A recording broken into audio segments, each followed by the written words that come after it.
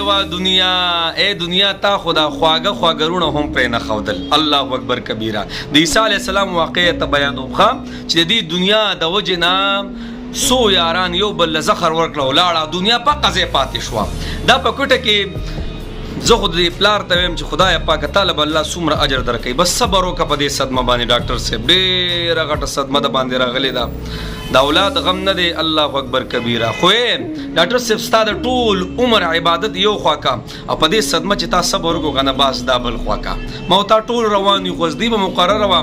یو مختصر خبر درته کوم، دا په کوټه کې یو ورور را لګېدلی دی او درې وروڼه یو قسم لا دنیا نه رخصت کړه د مال او جایداد دپاره. ګوري واقع واورئ ښه.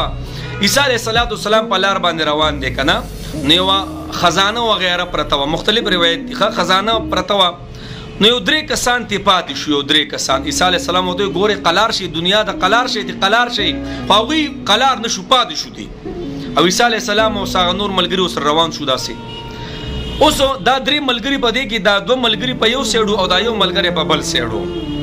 نو دا دوه ملګري دي، یو ته وایي داسې چل وکړه چې ته لاړ شه د بازار نه او ښایسته خوراک وغیره راوړه، او چې دا خوراک ورته وکړو چې دا خوراک ورته وکړو نو بیا به ورته برابر شو. صحیح ده. او بیا به تقسیم درې کو، په درې کسه به تقسیم کو، نور څوک خو نشته. عیسی علیه السلام او ملګري خو ټول لاړه خدای چې د هغوی نه خلاص شو، موږ درې کسان دي بس تقسیم به کو. نو هغه وایي صحیح ده دغه کس یې ولېږو بازار ته. صحیح ده.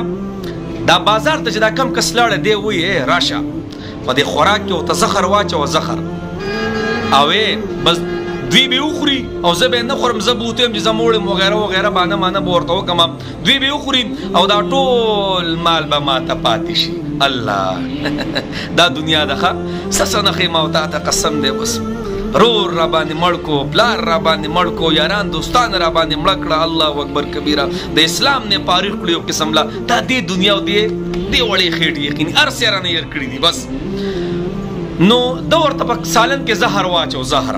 واپسې کې چې دی رالی دې دوو ملګرو ته صلاح کړې وه، یو بل ته وایي داسې چل کوو چې دی راشي که نه نو به دا سر به وله په دې ګټه باندې ووخو، بس خبره به وله ختمه کړو، به تقسیمېدو به یې کړو، بس زما او ستا به شي. دلته دوی دا صلاح وکړه، اول ته هغه دا صلاح وکړه. نو چې هغه کله رالی که نه نو دوی وله سبانه مانه وکړه او دا سر یې وله وویسته او دا خبره یې وله ختمه کړه. هغه ایسته مړ شو. چې مړ شو که نه دوی وی راشه اوس په خوراک هم خیسته وکړو او د هغې نه پس په دا دنیا هم والو. هغه خوراک کې خو ورته زخر اچولی و که نه، هغه خوراک کې خو دنیا منځته راغلې وه. دنیا دې دنیا خو چې راشي یاران دوستان یې د یو بل نه ختم کړله، ټول تعلقونه یې ختم کړه.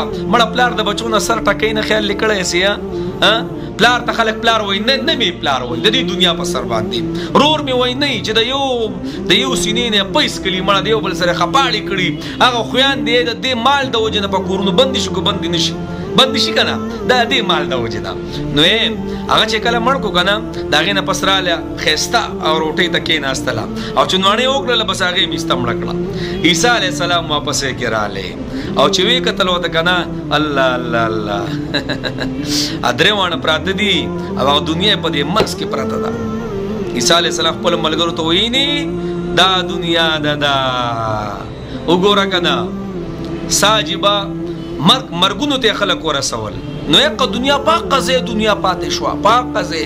نن د مولانا اختر علي په دنیا باندې وار دی، زیاده سې ځای په 15 کاله پس په زما د نوم او نشان هم نه او کوی مړه نو هغه اړو زندګي نه ده، بل به مې چوتی او بل به مې کښېنی، یا خو اړو زندګي نه ده.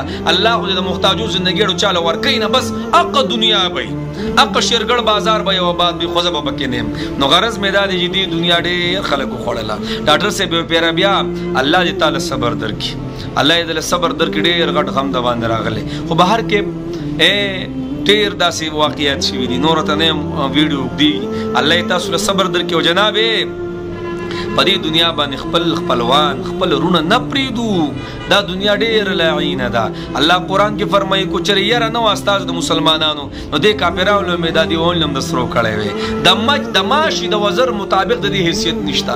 بیا به ما ورته مړه الله اکبر کبیره. بس الله دې موږ معاف کړي.